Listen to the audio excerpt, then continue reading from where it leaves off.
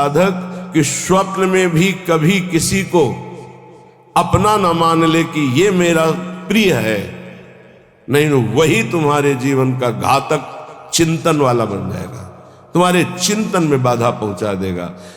ये माया पहले झुक के आती है, क्योंकि अगर सीधे युद्ध का चैलेंज दे के आवे तो साधक कभी परास्ती नहीं हो सकता, क्योंकि भगवत पार्षद है। साधक जब मारा गया तो दया में मारा गया। इन शब्दों को बहुत ध्यान से सुनना। ये सत्संग है भगवत प्राप्ति के लिए, चाहे गृहस्थ साधक हो या विरक्त साधक। कभी माया ऐसे चैलेंज करके नहीं आती संतों के पास, साधकों के पास, भक्तों के पास, क्योंकि जानती चैलेंज करने पर इनका स्वामी खड़ा हो जाएगा, और स्वामी साथ खड़े तो दासी है माया, सामने टिकेगी नहीं, भाग जाएगी।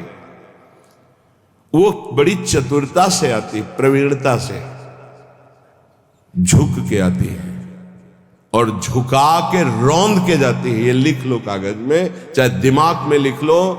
झुक के आती है और झुका के रौंद के रुला के फिर उन संतों का अनुभव निकलता है।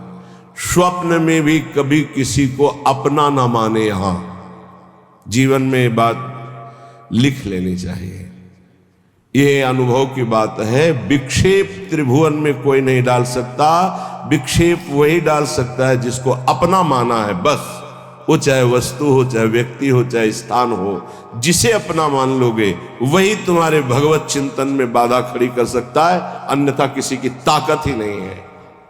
और हम अपना कब किसको मानते हैं? जब कोई झुक के रो के आता है तो दया से द्रवित होकर के जे भी उसे स्वीकार करता है तो उसकी दया का दुरुपयोग करके रौंदते रौंदते उसे भगवत विमुख करने की पूरी चेष्टा की जाती है। ये माया है। इसलिए असंगोहम पुरुषः, जिसने ये ब्रह्म सूत्र अपने जीवन में धारण किया, ये हम बहुत चूक की बात बता रहे हैं। दया बिना साधु कसाई, दया करी तो आफत आई।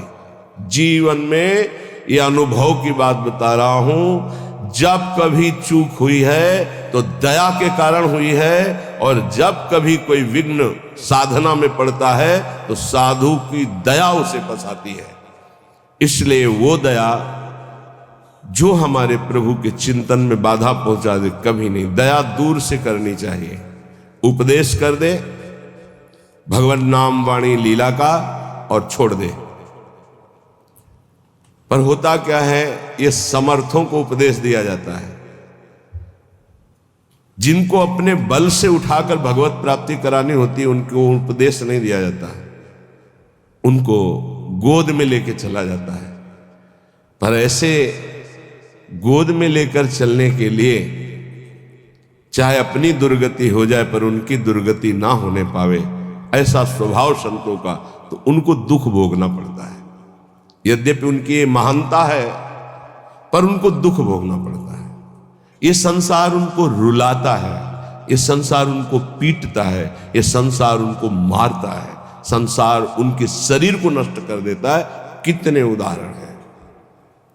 अगर साधक निर्विघ्न परमात्मानंद में स्थित होना है तो दया किस पे करनी है? किसी पे नहीं।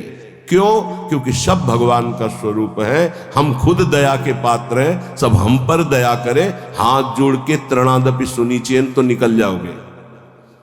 और अगर गुरु बने दया करके परम पद प्राप्ति कराने के लिए, तो उदारता है, ये उसका स्वभाव है। पर रो के यहां से जाना पड़ेगा, पिट के यहां से जाना पड़ेगा, और नाना प्रकार के प्रहार को सह के जाना पड़ेगा। ये बहुत आंतरिक बात कह रहा हूं, अगर समझ पाओ तो समझ लेना, नहीं आगे माया समझा देगी आपको। सिर्फ अपनी बात मनानी, उसकी बात नहीं माननी। सिर्फ अपनी निष्ठा में रहना है, उसकी तरफ झुकना नहीं, तो बात बन जाएगी, अन्यथा नहीं बनेगी। अगर ये रहा कि मुझे अपनी बात बनाने के लिए मुझे इसकी बात माननी, तो ध्यान रखना जीवन भर पछताना पड़ेगा, जीवन भर रोना पड़ेगा, और उसका कल्याण हो कि नहीं फिर संशय हो जाएगा। क्योंकि श्रद्धा शासन से प्रकट होती है, दुलार से नहीं। श्रद्धा कभी किसी की सुरक्षित रखनी है उसकी श्रद्धा बढ़ानी है तो कभी किसी को दुलार न करे, ये गांठ बांध ले। आप इस भाषा को नहीं समझ पाएंगे, लेकिन इसको मान लोगे तो जीत जाओगे माया पर। संतों के अनुभव सुने जाते हैं, वो किसी राग द्वेष से युक्त नहीं होते, वो परमात्मा साक्षात्कार कराने वाले होते हैं। कभी भी साधक को, संत को, उपदेशक को दया करके, द्रवित होकर अपने सिद्धांत का त्याग करके उसको सुधारने के लिए कभी न झुके।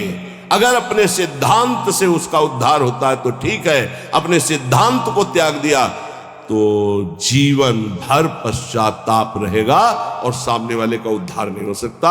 ये खूब सूक्ष्मता से रात रात भर भगवत चिंतन करके उसका अनुभव कि उपासक की ये गलती हो जाती है।